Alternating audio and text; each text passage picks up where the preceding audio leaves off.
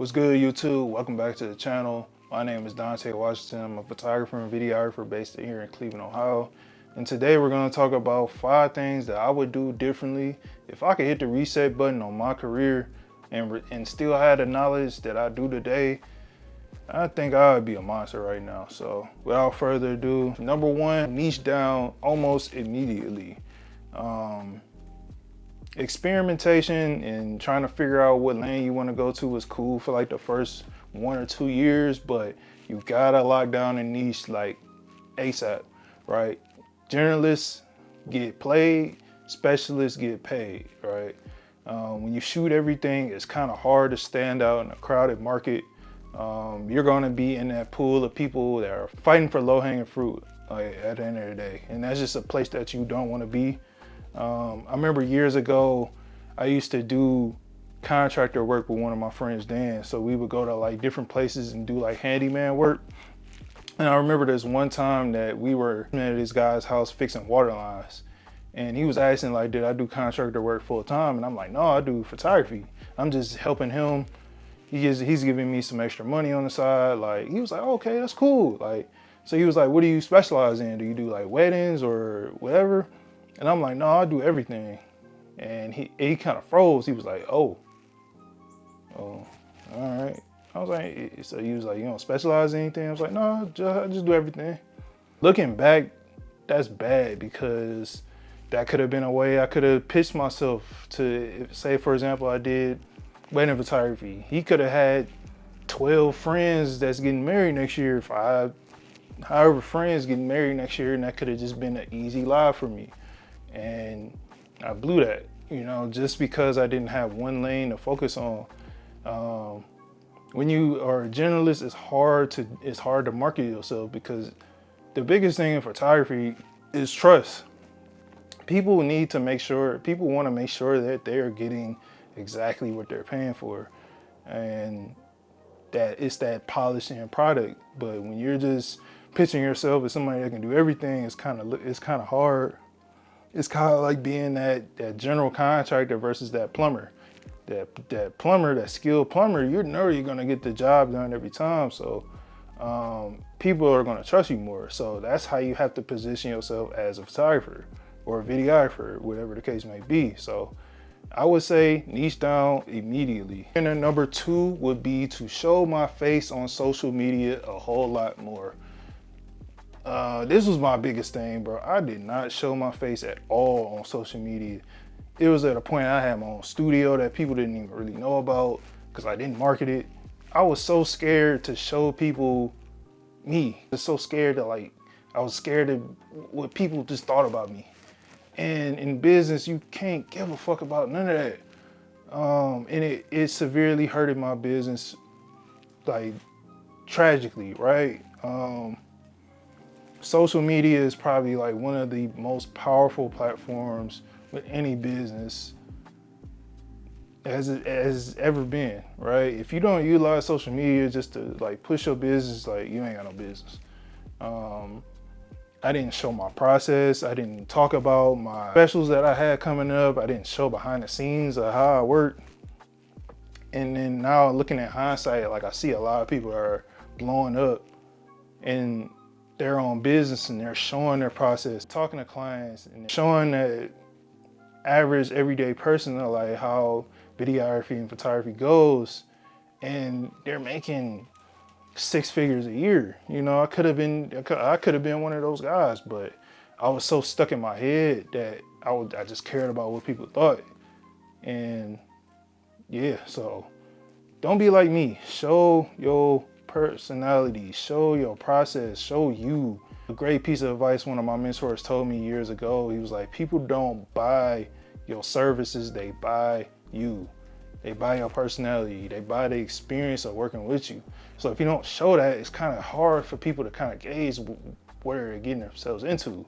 So show your face on social media. Show your face, start YouTube. I wish I would start YouTube 10 years ago. Who knows where I would have been, but I can't harp on that today. It's about going forward. I'm starting this journey now. So yeah, learn from me, post on social media. Number 3 would be to stop expecting validation from family and friends when it comes to my business. Always wanted to just show my parents that I could just do this full time, and they just never like really bought into it. Regardless of whatever your stance is on this, like your family and your friends are just not your target audience. They're not going to push your business further than strangers. Strangers are going to push your business to the mountaintops at the end of the day. I gotta get you to understand that. Stop worrying about your 14 family members and worry about the millions of people that you can potentially reach. They say like 90% of businesses fail within the first year. And part of that is because people just want support so bad. And you gotta show the results that you can do what you say. And a lot of people can't really show what they can do, but no, that's neither here nor there. But just remember that family and friends, they're just not gonna push your business as further as a stranger would. That doesn't make them a lot less proud of you. Of course they want you to be successful. Sometimes your family just wants you to take the safest route. Some people look at business as risk. Sometimes they just can't see it until you can actually show and prove that you say you can do what you can do. But focus on who you can reach instead of the people that's always been here. Your family knows they always know you for who you always been, not necessarily the potential of who you can be. So I will focus on that. So focus on trying to reach people instead of just worrying about the people that's already been there. Number 4, I would focus more so on learning sales, learning a skill like sales and networking a lot more than anything else, right? For years, I worried about just camera gear, thinking that was going to ultimately push me to those bigger clients that I always wanted. But sales is going to be single-handedly probably the most important skill that you can learn. Today, I worry so much about gear, but the big clients, they don't care anything about what's on your gear list and what resolution that you can record in. They only care about results, right? So being able to take them down the roadmap of how I can get them to certain results that they're looking for, that's a lot more valuable. Also, when it comes to like networking, being able to like start conversations and being able to be that main problem solver is a lot more valuable than trying to look for that new lens that you've been eyeing. Like one stop of dynamic range is not going to really push the envelope. So focus on sales and networking. That's going to push your business a lot further than the new Blackmagic, the new Canon, the new Sony, whatever. Like that shit don't matter. Number 5, the most important thing I wish I would have done when I first started my career was to raise my prices a whole lot sooner.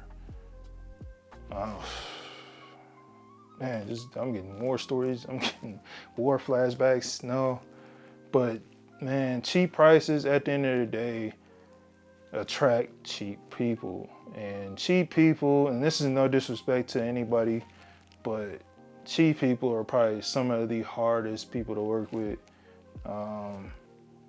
For years, man, it kind of took my overall enjoyment out of creating, simply because of just the quality of client. Cheaper clients, they just worry about price. They don't really care more so about quality. I knew that charging more, higher paying clients, they don't necessarily care about price. They care about value. What can this photo package or this video package do to help me? Cheaper clients don't really necessarily think like that. And for years, undercharging trained me to not really value what I could bring to the table. Charging $150, $200, $300 at a time, it put a toll on my mental, my confidence on, like, man, I really am valuable. I really am nice at what I do. But when you get stuck under $500 doing these little gigs, and then it definitely takes a toll on you. So raise your prices a lot sooner. Once you start getting experience, you start getting results from people, and you starting to get that confidence, raising prices like immediately. Who cares? If people jump off, they ain't your client. You know, at the end of the day, if the client falls off, they just weren't your client. At the end of the day, you can always get more people. There's millions of people out here. So yeah, I will focus on raising those prices as soon as you can. So, but notice I didn't talk about any camera gear, no lenses, no lights, no gimbals, drones, or editing tricks, because at the end of the day, none of that stuff matters. The only stuff that matters is knowing how to set boundaries in your business, knowing how to price, knowing how to network, and actually market yourself.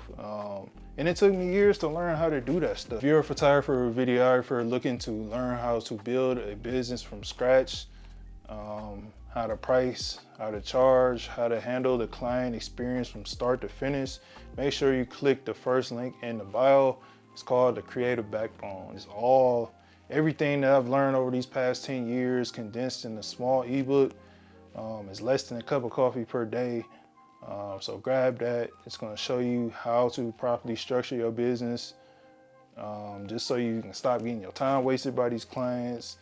It'll show you how to properly run a business. So make sure you grab that, and I'll see y'all in the next video. Peace.